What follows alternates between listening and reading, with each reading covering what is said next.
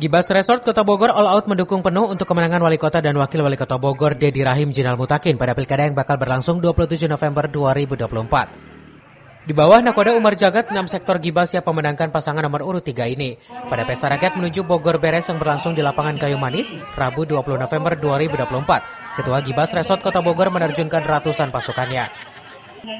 Umar berharap pada pelaksanaan pilkada 27 November mendatang semuanya berjalan dengan lancar, aman, dan sejuk.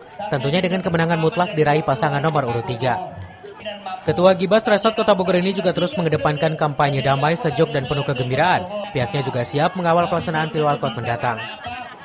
Kami membuktikan komitmen untuk memenangkan Dedi Rahim. Ya, dengan kami hadir memobilisasi anggota ratusan ya, di daerah Kayu Manis. Ya. Semoga apa yang kita lakukan ini, pergerakan yang kita lakukan untuk kemenangan Dedi dan Jenal itu menjadi nyata. Ya, demikian yang bisa saya sampaikan.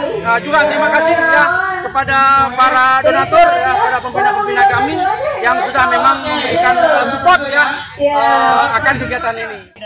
Dari Kota Bogor, Cevi Suryadi melaporkan.